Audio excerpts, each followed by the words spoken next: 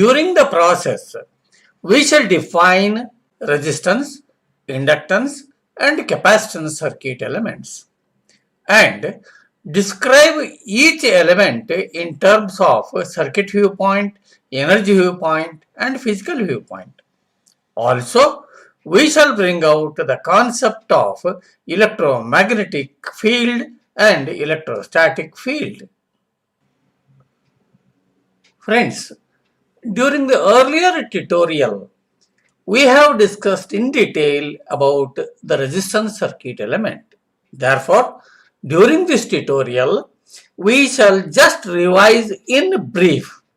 Friends, we know that the passive circuit elements are those which can receive energy, and the energy received is either absorbed and converted into heat or light, or it can be stored in the form of electromagnetic field or electrostatic field.